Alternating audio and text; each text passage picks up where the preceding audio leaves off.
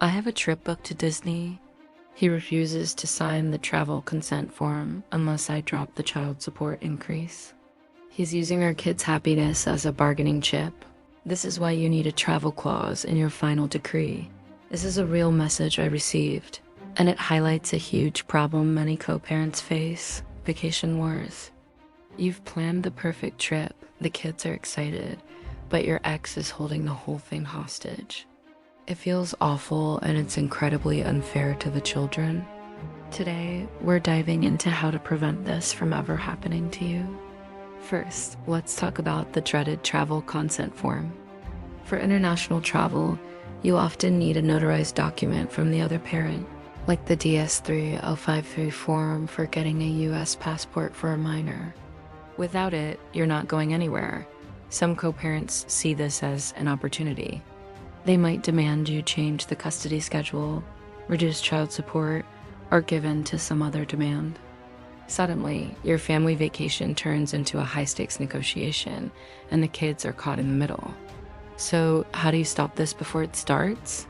The absolute best way is to address it in your divorce decree or custody agreement from the very beginning. This is what we call a travel clause. A well-drafted clause can solve so many future headaches. For example, you can include a provision that states both parents must cooperate with travel arrangements. It can specify that consent for travel cannot be unreasonably withheld. Your travel clause should be detailed. It can require each parent to provide the other with a full itinerary at least 30 days in advance, including flight numbers, accommodation details, and contact information. This builds trust and transparency. You can also include a rule that if a parent refuses to sign a necessary travel consent form without a valid, court-recognized reason, they could be held in contempt of court and may even have to pay for your legal fees and the cost of the lost trip. Having this written into your decree gives you a powerful tool to enforce your right to travel with your children.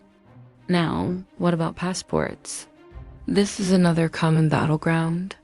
A parent might hide the children's passports to prevent a trip. This is why I always recommend what I call the passport lockbox strategy. Your decree can state that one parent or a neutral third party like a lawyer will hold the children's passports. Alternatively, it can mandate that the passports must be exchanged a certain number of days before any scheduled international travel. This prevents one person from having total control and using the passports as leverage. But what if your divorce is already final and you don't have a strong travel clause? You're not completely out of luck, but it will be more difficult. If your ex is refusing to sign a consent form or hand over passports, you may need to go back to court. You can file a motion asking a judge to order your ex to cooperate. This is called a court-ordered travel authorization. The judge can sign an order that allows you to travel and can even grant you the sole authority to apply for or renew the children's passports. The key is to act quickly.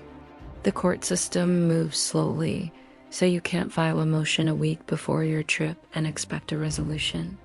As soon as you suspect your co-parent is going to be difficult, you need to contact your attorney and start the process. Document everything. Keep a record of all your communication, emails, text messages where you requested their signature and they refused or added conditions. This evidence will be crucial in court. Dealing with a difficult parent during holidays and vacations is emotionally draining.